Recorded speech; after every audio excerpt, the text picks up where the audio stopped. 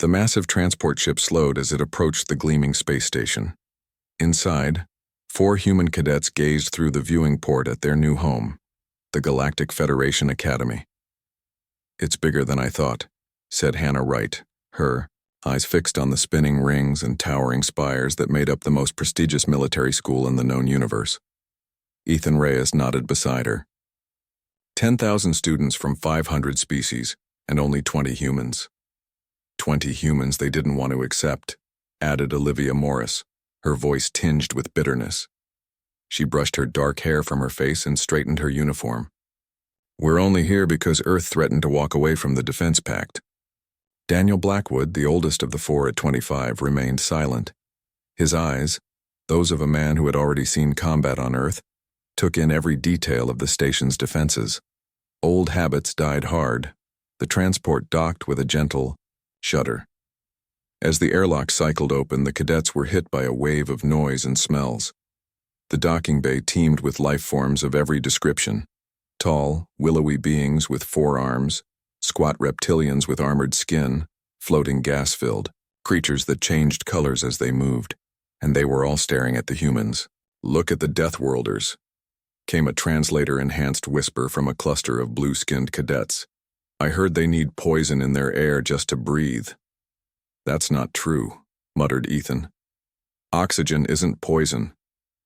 "It is to them," said Daniel, quietly. "Remember where we are.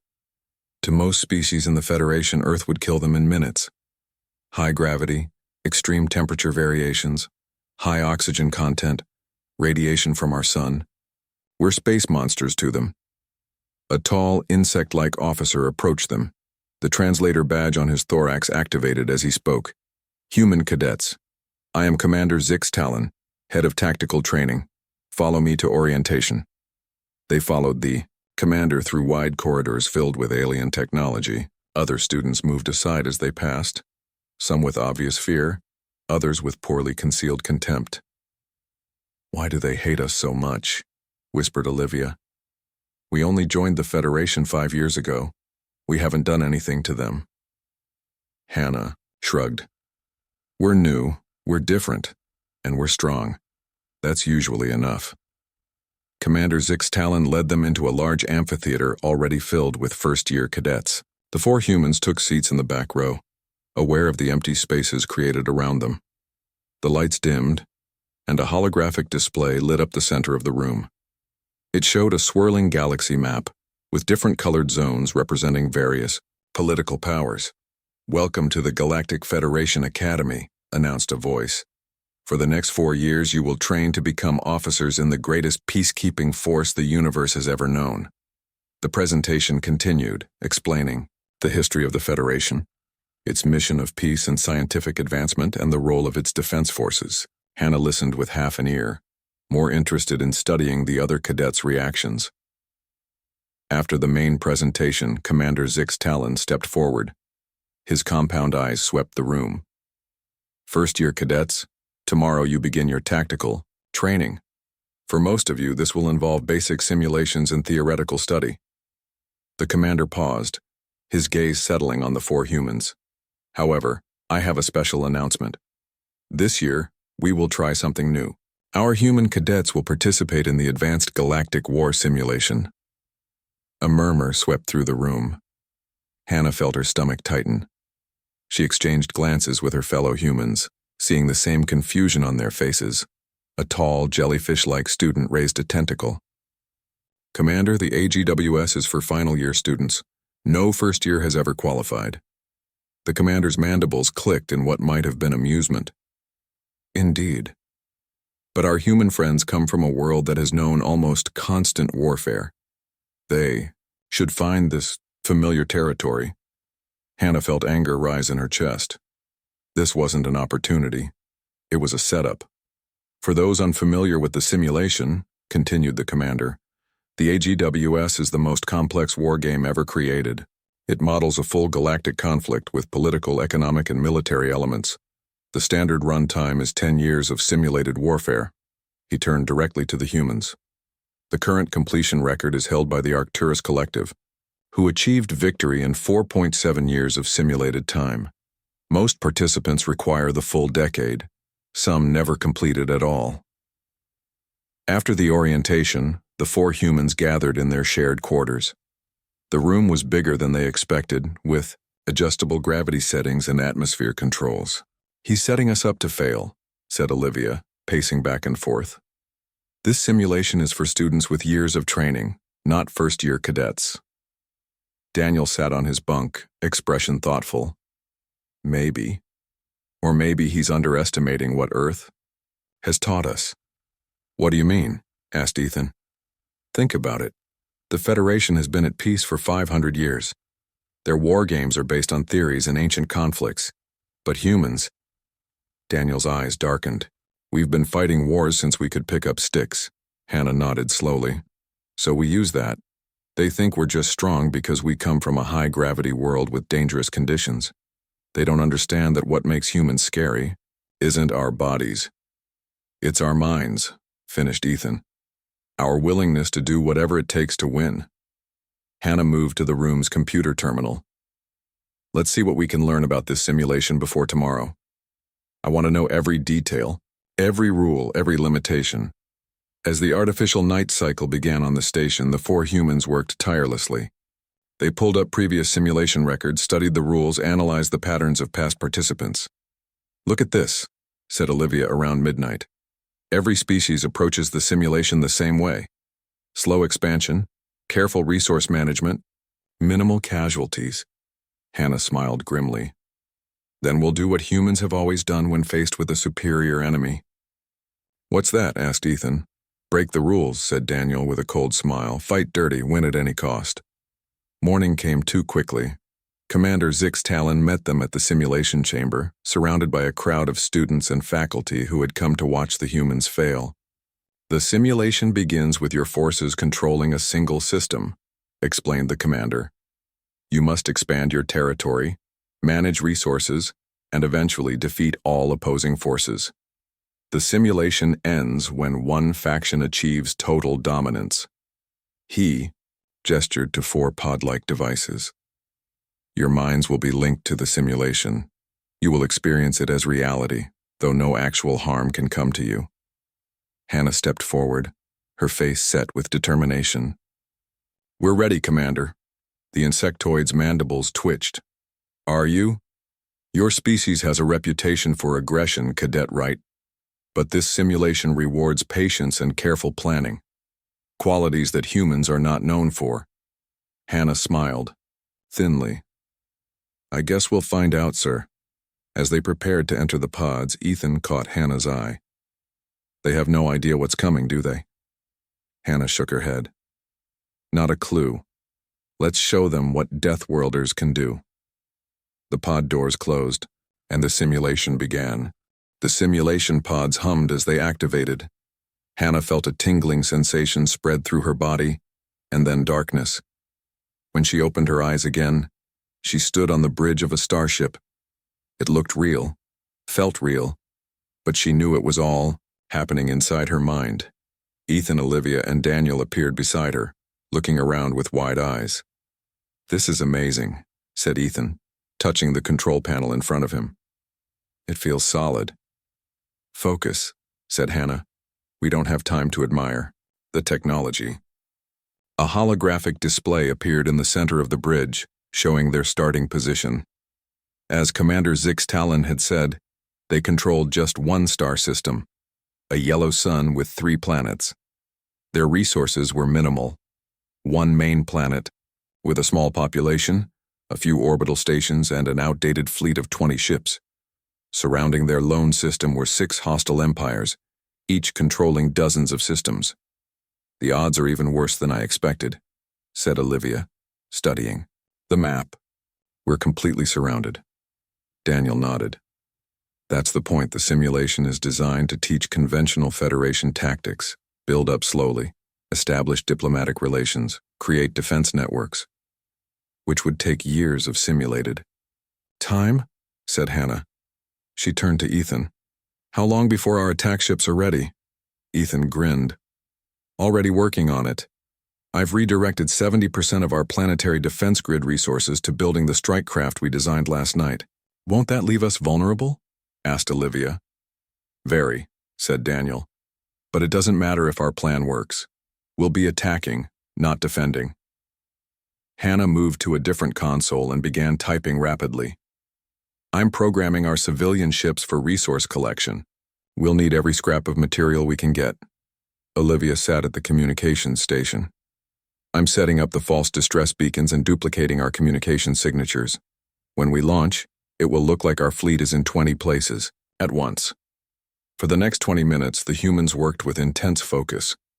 Outside the simulation in the real world, the alien observers watched in confusion as the humans made moves that seemed completely illogical.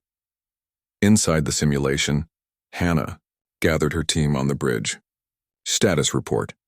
We've built 60 small attack ships, said Ethan. Each one carries a minimal crew and maximum weapons, no defenses to speak of. They're basically flying bombs. I've created the false communications network, said Olivia. And I've identified the weakest points in each enemy empire's defense grid. Daniel pointed to the map. I've plotted attack courses for all ships. We'll hit 17 strategic targets simultaneously. Each target is either a shipyard, a fuel depot, or a command center. Hannah nodded. Our population? They're ready, said Olivia, her voice quieter now. Though I still think 40% potential casualties is extreme. It's what we need to win, said Hannah firmly.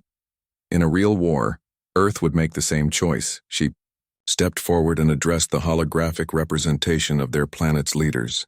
Begin the evacuation of non-essential personnel from all orbital facilities. Prepare ground defenses for possible invasion, and move all resources to war production. The simulated leaders looked shocked, but obeyed. Hannah turned back to her team. Let's begin. Outside the simulation, Commander Zixatalin watched with growing concern. The humans had spent less than 30 minutes on preparations that should have taken months of simulated time.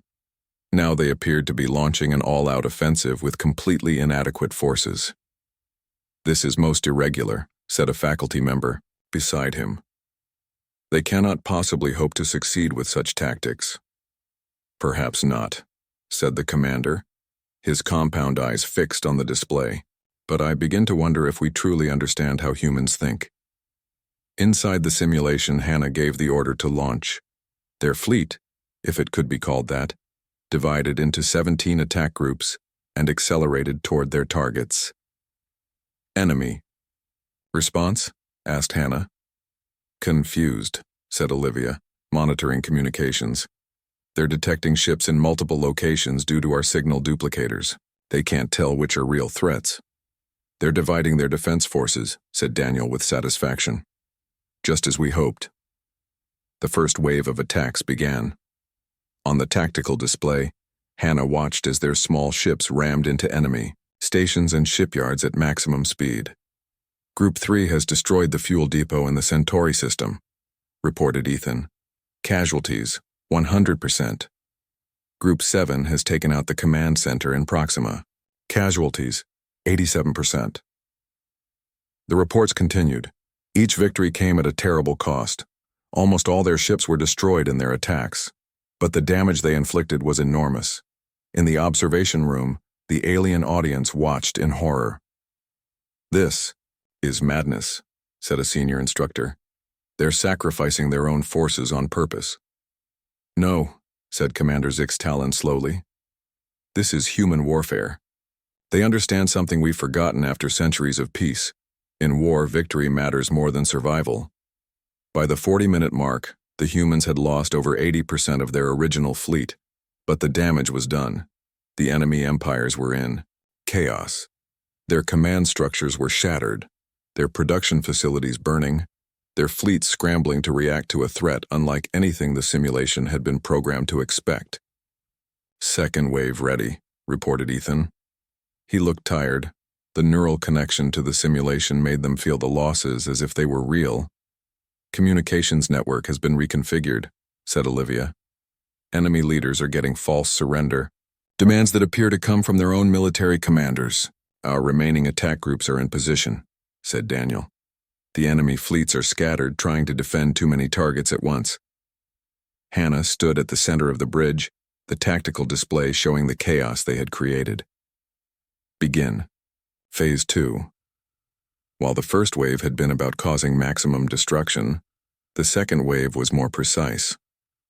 The remaining human ships targeted key leadership positions, communication hubs, and strategic choke points. At the same time, automated drones, hastily converted from mining equipment, flooded enemy space with false sensor readings. "They think we have 10 times more ships than we actually do," said Olivia with grim satisfaction. "And they're running. Scared," added Daniel. Hannah checked the simulation timer. 52 minutes had passed in real time, which meant they had been fighting for just under an hour. "Status of enemy forces?" she asked. "Two empires have completely collapsed," reported Daniel. "Their command structure is gone, and their fleet.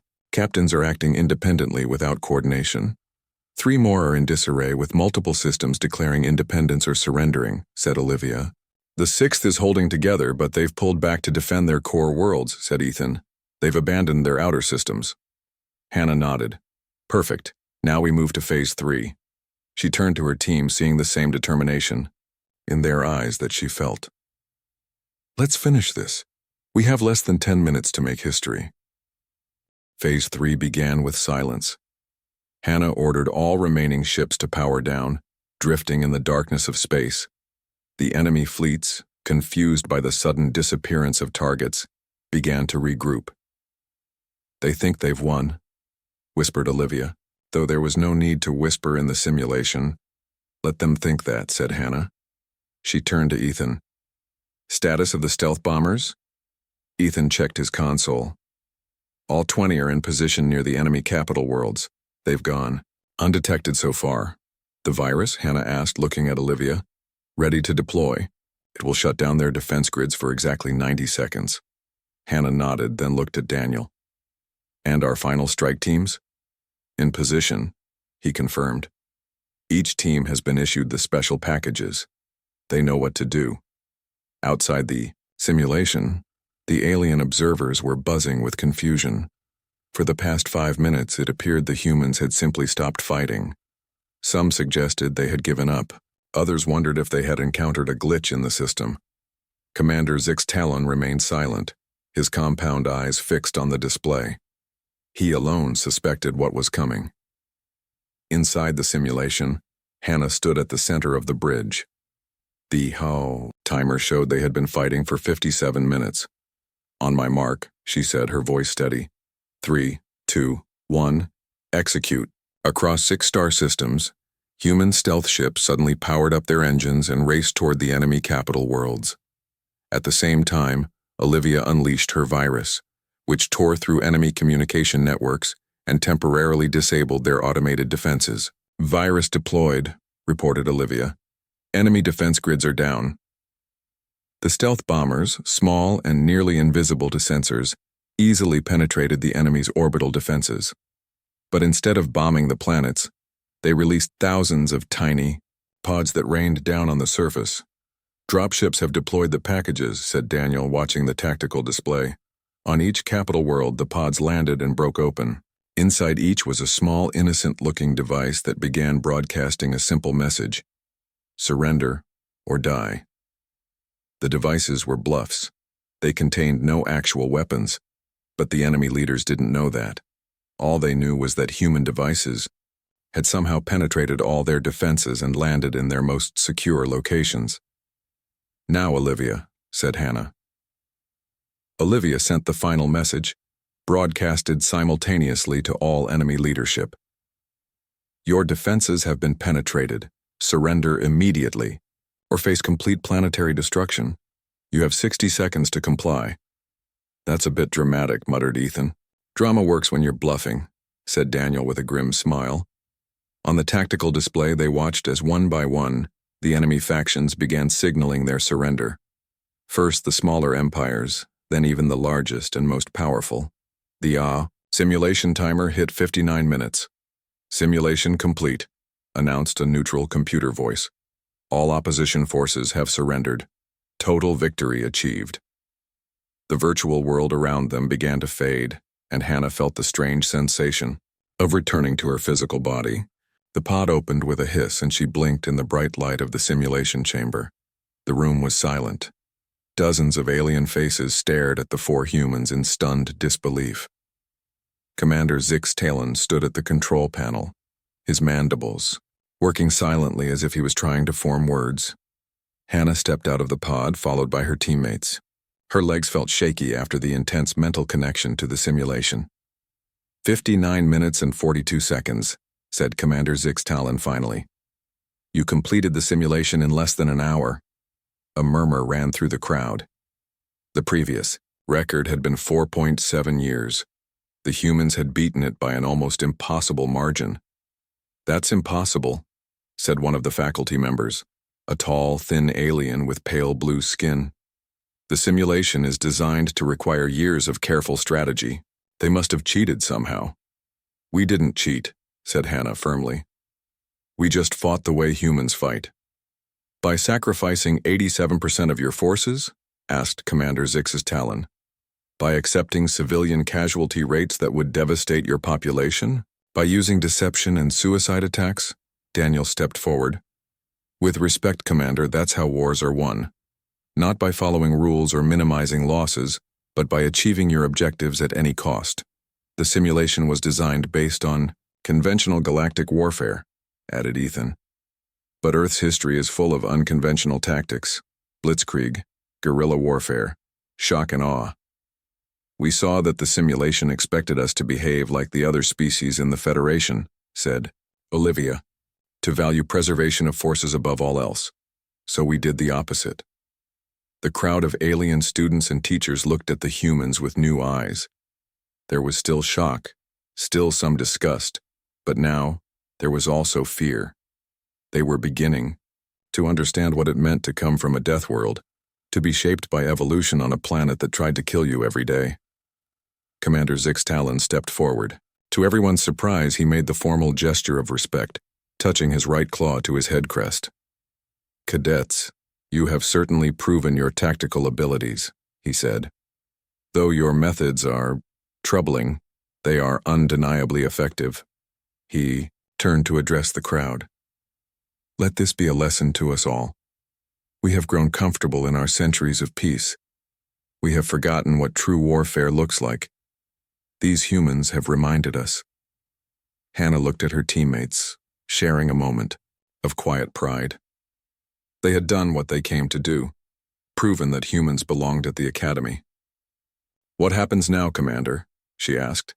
The insectoid instructor's compound eyes gleamed. Now we redesign the simulation, and perhaps we should reconsider some of our tactical doctrines as well. He gestured toward the door. You are dismissed. Cadets, I suggest you prepare for tomorrow's training. Now that we know what you're capable of, we will not underestimate you again. As they left the simulation chamber, the crowd of aliens parted before them. Some looked afraid, others curious, a few even seemed impressed.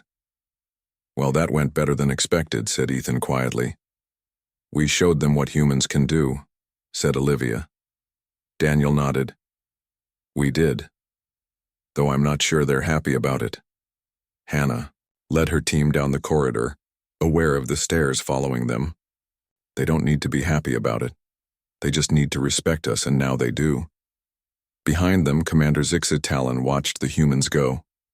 He had studied Earth's history before the humans joined the Federation, but he had dismissed most of it as exaggeration. Now he understood. Humans weren't just physically adapted to survive on a death world. Their minds, their very approach to conflict, had been shaped by millennia of warfare against their environment and each other. The Federation had just gained a powerful ally, and potentially a terrifying enemy. News of the humans' achievement spread through the academy like wildfire. By the time Hannah and her team reached the dining hall that evening, every student and teacher knew what had happened. The massive room fell silent as they entered, hundreds of alien eyes watching their every move. This is uncomfortable, muttered Ethan as they collected their food trays. Get used to it, said Daniel. This is how it will be from now on. They found a table in the corner and sat down. Gradually, the normal sounds of conversation resumed, though many glances still came their way. "I don't understand," said Olivia, looking around. "We won. Why are they looking at us like we did something wrong?" Hannah picked at her food. "Because we didn't just win, we changed the rules. We showed them that their way of thinking about warfare is flawed. And nobody likes having their beliefs challenged," added Daniel. Their conversation was interrupted when 3 alien cadets approached their table. Hannah recognized them as senior students from the tactical division. The leader was a tall, 4-armed being with iridescent scales and vertical pupils. "Humans," the alien said, voice translated through its badge. "I am Cadet Zelvaran. My team holds the previous record in the war simulation." Hannah stood up, meeting the alien's gaze. "Cadet Wright, this is my team." The alien made a gesture that the translator interpreted as respectful acknowledgement. "Your victory today was unexpected. Many say you cheated or exploited flaws in the simulation." Daniel tensed, but Hannah placed a warning hand on his arm. "And what do you say, Cadet Zelvaran?" The alien's scales shifted color slightly. "I say you fought as your species fights. Different, yes. Disturbing to many of us, yes. But effective."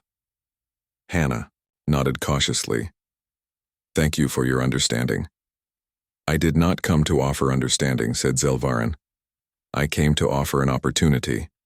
My tactical study group meets every evening to discuss strategy and history. We would like you to join us and share your perspective." The humans exchanged surprised glances. This was not what they had expected. "We would be honored," said Hannah. After a moment, Zelvaran nodded. "Good. Tonight, after final bell in study room 12. The alien turned to leave, then paused. "Bring your battle logs, we have many questions." After the alien cadets departed, Ethan let out a low whistle. "Well, that's not what I expected." "They're smart," said Daniel. "They've seen what we can do, and they want to learn from it. Or they want to find weaknesses in our approach," said Olivia. Hannah smiled. "Either way, it's progress. This morning they wouldn't even sit near us. Now they're inviting us to their study group." The rest of the day passed in a blur of classes and orientation activities. The humans found themselves the center of attention wherever they went. Some alien cadets avoided them. Others watched with wary curiosity, and a few brave ones approached with questions about Earth and human warfare. As evening approached, they received a message from Commander Zixtalan requesting their presence in his office. The insectoid instructor was waiting for them when they arrived, his private chamber filled with strange artifacts and glowing screens. "Cadets," he greeted them, mandibles clicking. "Please, be seated." The chairs were clearly designed for a variety of body types and adjusted automatically as they sat down. "I imagine this has been an eventful day for you," said the commander. "Yes, sir," replied Hannah. "We've attracted quite a bit of attention." The commander's compound eyes gleamed. "That was inevitable. What you accomplished was unprecedented." He moved to a large display screen and activated it with a touch of his claw. "I have reviewed the full data from your simulation run. Your tactics were most illuminating." The screen showed replays of their attacks, the rapid strikes against multiple targets, the deception and misdirection. "In particular," continued the commander, "your willingness to sacrifice forces for strategic advantage is something rarely seen in modern galactic warfare. Most species have evolved beyond such thinking." Daniel leaned forward. "With respect, Commander, that's not evolution. That's complacency." The room fell silent. The humans tensed, wondering if Daniel had gone too far. To their surprise, Commander Zixtalan made a sound that the translator rendered as laughter. "Perhaps you are right, Cadet Blackwood. The Federation has known peace for so long that we have forgotten the true nature of war." He turned back to the display. "Which brings me to the reason I called you here. The academic board has been in session all afternoon discussing your performance." The humans exchanged nervous glances. "Some argued that your approach violated the spirit of the exercise," said the commander. "Others insisted that the simulation should be redesigned to prevent such tactics in the future." Hannah felt her heart sink. "And what was decided, sir?" Commander Zixtalan's mandibles spread in what they had come to recognize as his version of a smile. It was decided that your victory stands. Furthermore, the tactical curriculum will be updated to include study of human warfare strategies. Relief washed over the cadets. Additionally, continued the commander, you four will be advanced to senior-level tactical classes, effective immediately. Thank you, sir, said Hannah, struggling to hide her surprise. The commander waved a dismissive claw. Do not thank me, Cadet Wright. This was not my decision. However, I find I agree with it. He stepped closer to them, his alien form looming over the seated humans. Your species is new to the galactic community. You come from a world that shaped you into natural warriors. Many fear what humans might become if given access to advanced technology and tactical knowledge. His voice lowered. I, however, believe that the Federation needs what humans bring. Your different perspective. Your, intensity. The commander returned to his desk. The galaxy is mostly peaceful now, but it was not always so. And it may not remain so. There are threats beyond our borders that few remember. In such times, allies who know how to fight as you do could be valuable indeed. He dismissed them with a formal gesture. That will be all, cadets.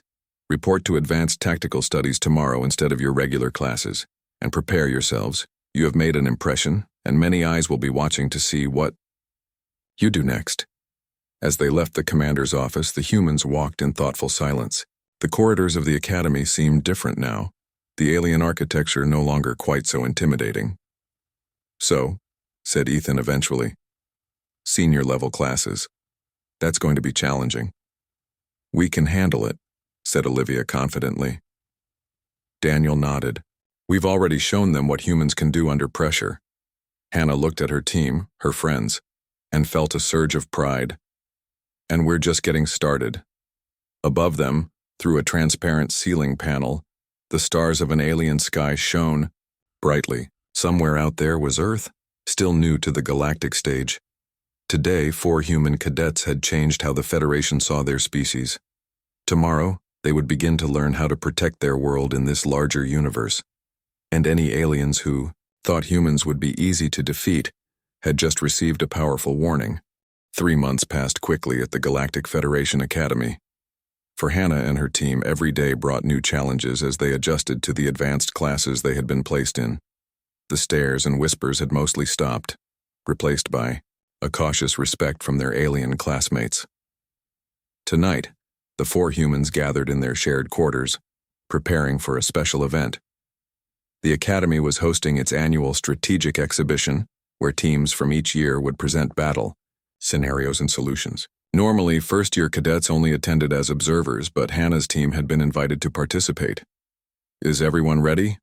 Asked Hannah, checking her uniform one last time. Ethan adjusted his collar nervously. As ready as I'll ever be.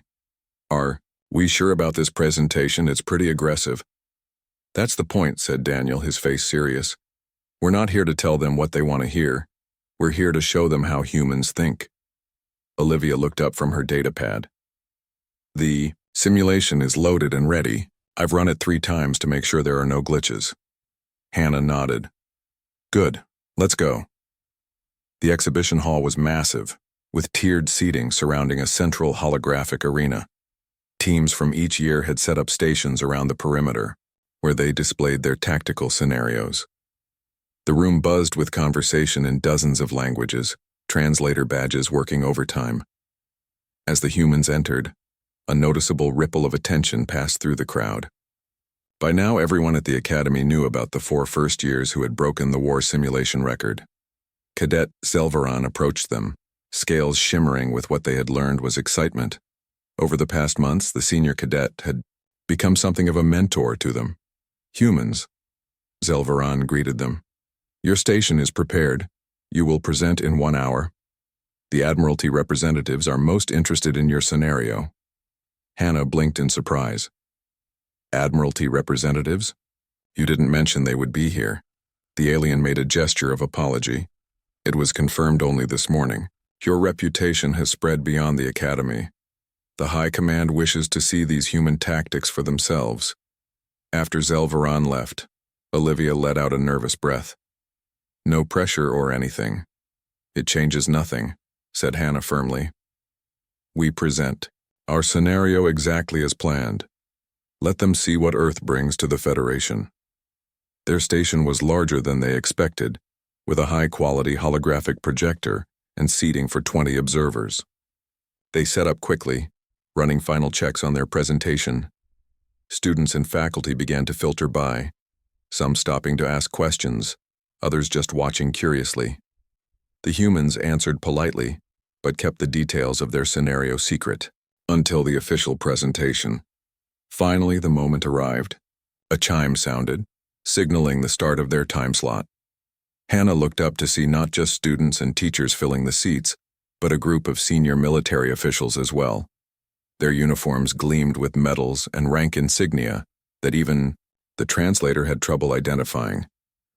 Commander Zixtalan stood among them, mandibles clicking as he spoke to a tall, regal alien with silver skin. That's Admiral Venzar, whispered Ethan, head of Federation Strategic Command.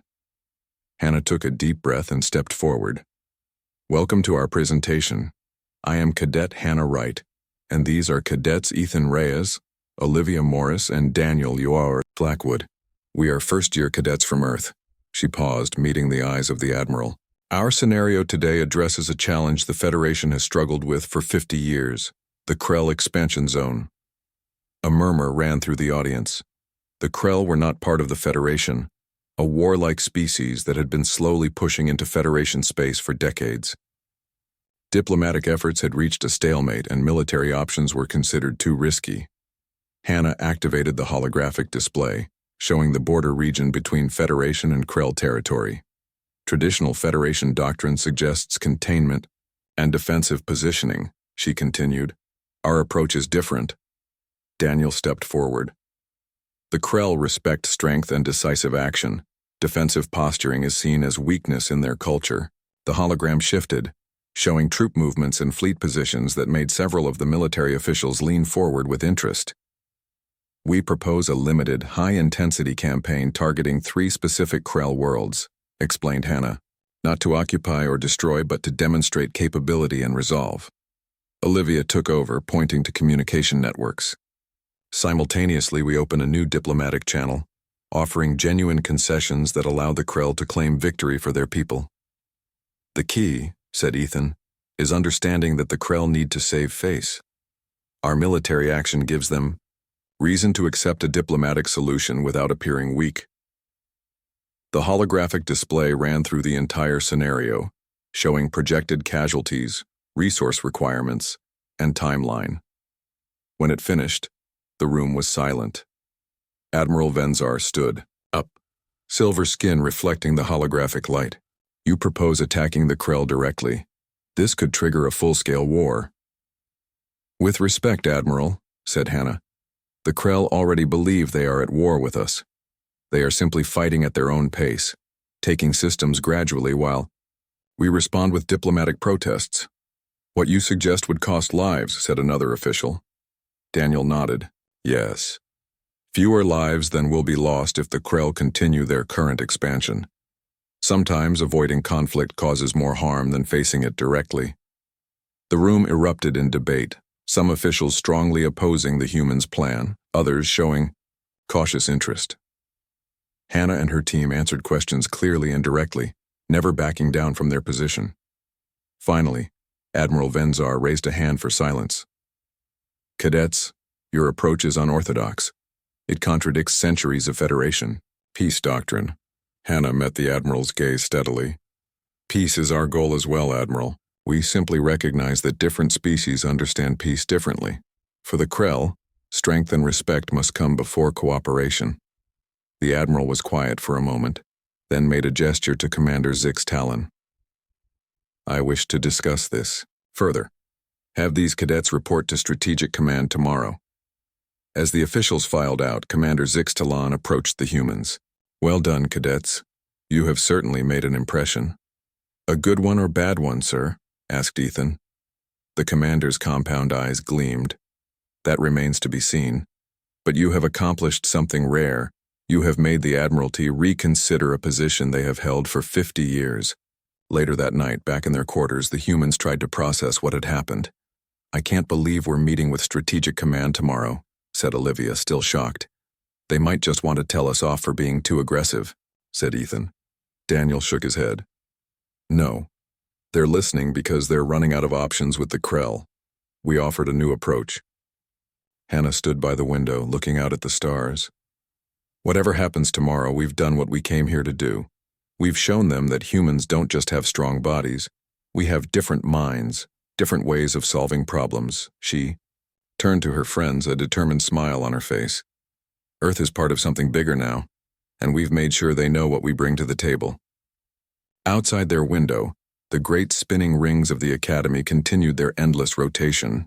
In offices and meeting rooms throughout the station, alien officials were discussing the 4 human cadets who kept challenging conventions. Some feared them, others admired them, but none could ignore them. The Deathworlders had arrived on the Galactic stage, and they were just getting started.